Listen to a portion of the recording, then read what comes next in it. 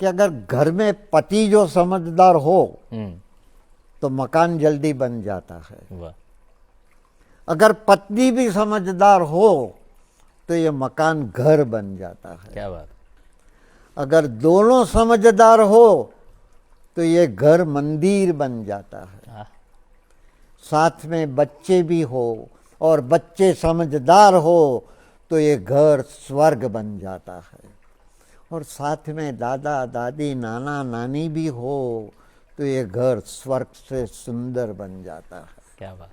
આ મને વાક્ય બહુ જ ગમી તો મને થયું કે લાવું કહું। બહુ સારું કર્યું. मैं स्वीकार करता हूँ दोस्त, मैं स्वीकार करता हूँ कि मेरी रफ्तार कम हो गई है, लेकिन रुका नहीं हूँ मैं। क्या बात. कंधे पे बोझ बढ़ गया है पर झुका नहीं हूँ मैं। बस ऐसे ही चलता रहूँगा, चलता रहूँगा, चलता रहूँगा, क्योंकि हंसना और हंसाना ये कोशिश है मेरी। हर कोई खुश रहे ये चाहत है मेरी।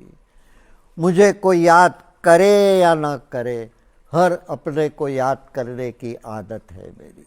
वाह. आमीन।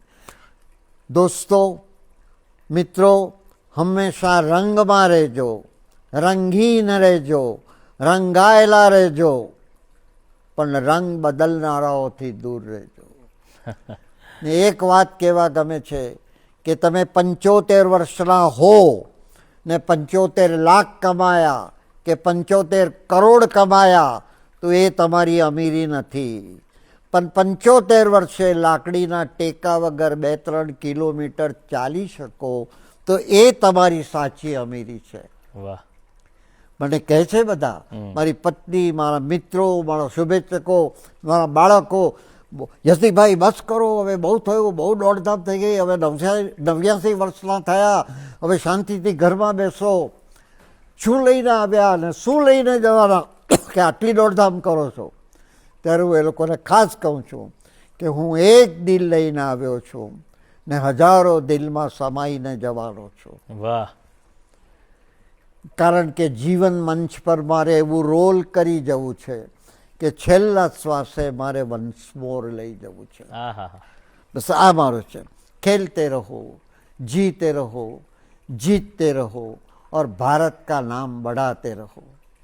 ये जिंदगी रंगमंच है दोस्तों, यहाँ सबको नाटक करना पड़ता है। यहाँ माचिस की ज़रूरत नहीं रहती, यहाँ आदमी आदमी से जलता है। इसीलिए मैं कहता हूँ, ये जलना जलाना छोड़ो और हंसते रहो।